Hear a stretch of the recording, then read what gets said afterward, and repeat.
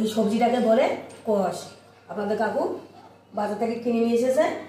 তাই এই সবজিটা আজকে প্রথম আমার চ্যানেলে আমি রান্না করবো।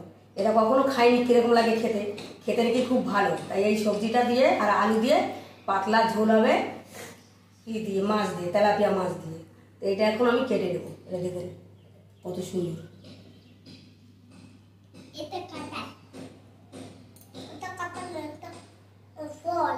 শুনেছি এটা নাকি পেঁপের মতো খেতে লাগে। তাই যে খেয়ে দেখবো সত্যি পেঁপের মতো লাগে না অন্যরকম। এখন কেটে নেবো পেঁপের মতো একটু বেশি বেশি করে এরকম ছাড়িয়ে নেবো।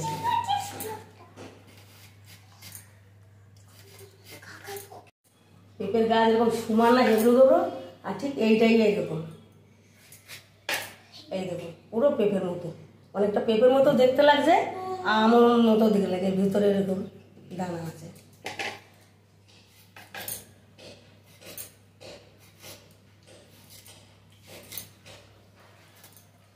পেঁপের মতো বেশি করে ছাড়িয়ে নিতে হবে, হেবড়ো হেবড়ো গা এইভাবে। এটা আমি ছাড়িয়ে নিচ্ছি এরকম পিস করছি এইভাবে। বাকি কষগুলো আমি এইভাবে পেঁপের মতো লম্বা লম্বা করে কেটে নেব। পুরো দেখতে লাগছে পুরো কাঁচা আম। দুজনকে হাফ হাফ করে দেবো, এটা পেঁপের মতো খেতে লাগে। ওরা একটু খা, খেয়ে বল কেমন কেমন গুনা ভালো।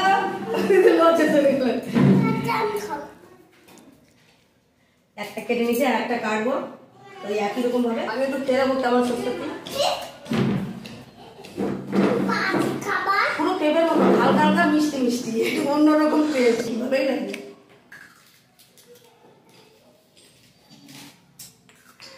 পরিষ্কার করে ধুয়ে নিয়েছি, তার মধ্যে আমি দুটো লম্বা লম্বা করে যেরকম কষ কেটেছি, আলুগুলো সেরকম দিয়েছি।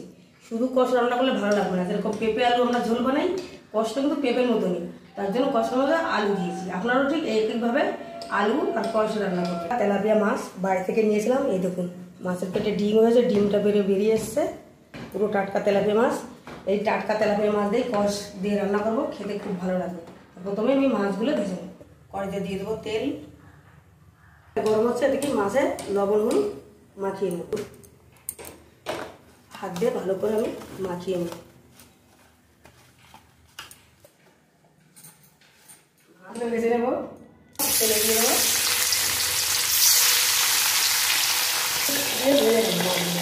দিয়ে দেবো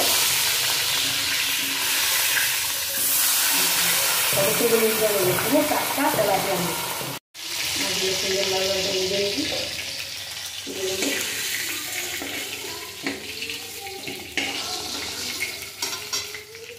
এইভাবে বাকি মাছগুলো তেলের মধ্যে এই কষ আর আলুগুলো একটু ভেজে নেব।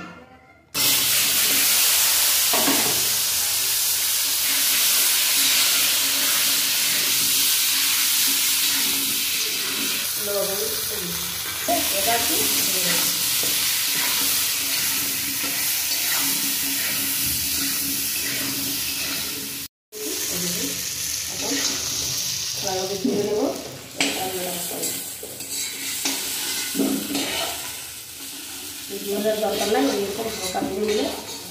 এখানে আছে লঙ্কা গুঁড়ো, হলুদ গুঁড়ো, এখানে আছে ধনে গুঁড়ো, জিরে গুঁড়ো, ফোড়নে গোটা জিরে, আদা, কাঁচা লঙ্কা বাটা।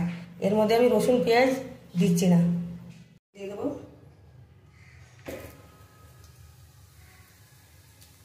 আদা, কাঁচা লঙ্কা বাটা, লবণ, হলুদ গুঁড়ো, জিরে গুঁড়ো, জিরে গুঁড়ো,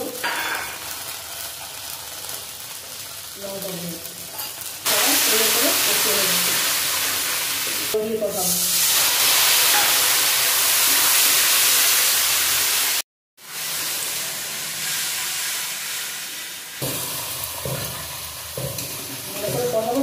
তেল ছাড়ছে, সুন্দর কষানো হয়ে গেছে, তেল ছেড়ে দিয়েছে। এখন এর মধ্যে ভাজা আলু কষগুলো দিয়ে দেবো। আদা জিরে বাটা দিয়ে আপনারা চাইলে এর মধ্যে পেঁয়াজ রসুন দিতে পারেন। আর মশলার মধ্যে কষ আলুটা সুন্দর করে একটু বেশিক্ষণ কষিয়ে নেবে। কষটা কষিয়ে নিয়েছি, আবার পরিমাণ মতো জল দিয়ে দেবো। বেশি করে জল দেবো, পাতলা ঝোল খেতে ভালো লাগে।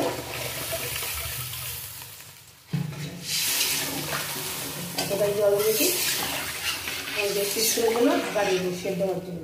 মাছের ঝোলটা রান্না আছে। এদিকে আমি এই বেগুন কেটে নিয়েছি ছোটো ছোটো করে, এই কচি কচি নিম পাতা দিয়ে বেগুন ভাজবো। পুরোপুরি তো গরম পড়ে গেছে, আর এখন এই তিতো টক এগুলোই খেতে বেশি ভালো লাগবে। আপনারাও অবশ্যই একবার করে তিতো খাবেন, গরমে খুব ভালো। এই কচি কচি নিম পাতাগুলো আমি বেছে নেব। দেখুন বাজারে কিনতে পাওয়া যায় কচি কচি নিম পাতা, কিন্তু আমরা নিয়ে আসিনি কিনে, আমাদের বাড়িতে একটা গাছ আছে সেখান থেকে তুলে নিই। দেখবো এই দেখুন হালকা সবে সিদ্ধ হয়েছে। এই অবস্থায় মাছগুলো দিয়ে দেবো। মাছগুলো দিয়ে আরো কিছুক্ষণ ঢাকা দিয়ে রাখবো। হয়ে গেছে, এই দেখুন কচগুলো কত সুন্দর সিদ্ধ হয়ে গেছে। এখন তরকারিটা নামিয়ে নেব। এই পাতাগুলো দিয়ে দেবো।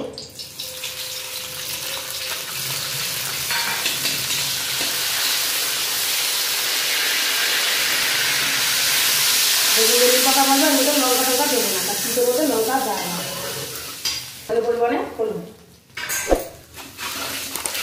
এই পাতাটাকে সুন্দর করে ভেজে নেবো।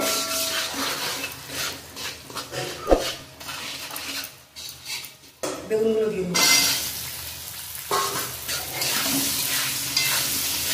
নিম পাতা বেগুন একসঙ্গে একটু নেড়ে চেড়ে নিয়ে একটু ঢাকা দিয়ে দেবো, বেগুনটা একটু সিদ্ধ হওয়ার জন্য।